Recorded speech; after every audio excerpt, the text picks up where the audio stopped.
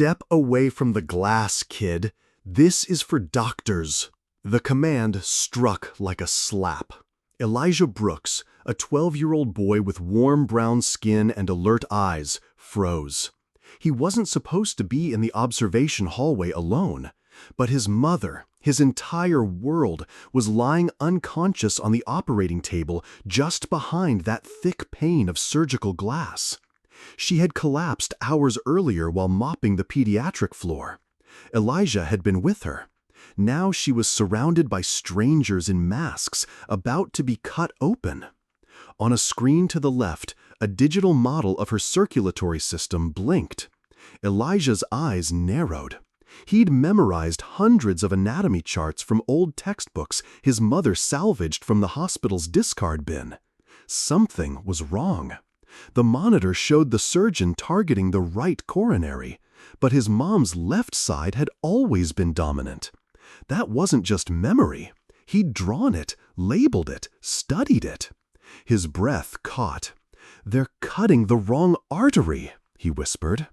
The nurse next to him turned sharply. "What did you say?" Elijah didn't flinch. Louder this time. "Stop! That's not her left coronary." Everything froze. Nurses turned. The surgeon inside glanced toward the glass. A second later, alarms blared as someone pushed Elijah away. But the seed of doubt had been planted. Inside the OR, Dr. Fletcher stiffened. The words had come from beyond the glass, but they hit harder than any scalpel slip. "Did someone say left coronary?" he muttered. The lead surgeon, Dr. Halberd, grumbled. "Ignore it. Probably that janitor's kid again." But Fletcher wasn't so sure. He glanced at the image on the surgical screen, then at the heart model synced to the patient's records. Something didn't line up. The patient's artery structure, wasn't it inverted? He remembered her chart vaguely. Just to be sure, Fletcher tapped the touchscreen, zoomed in, and overrode the overlay filters. His stomach dropped. The left coronary was dominant.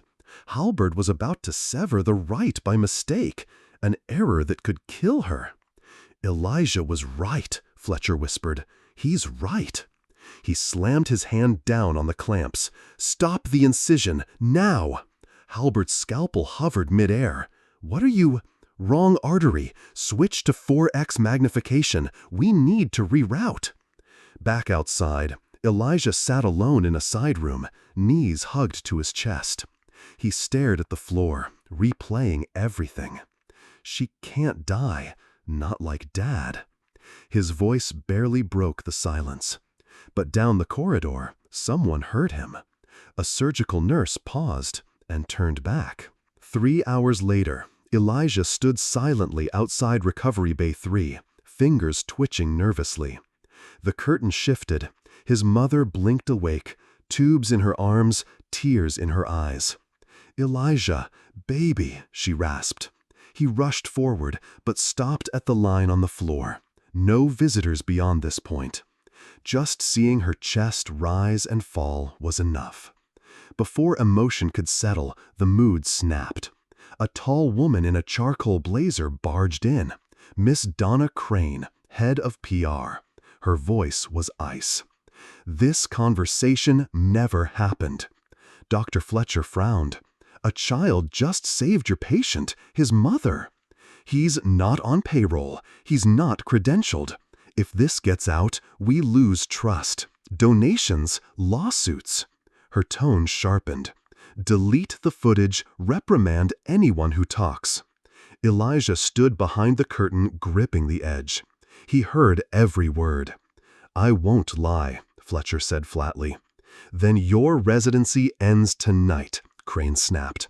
"You'll be a medical ghost before sunrise."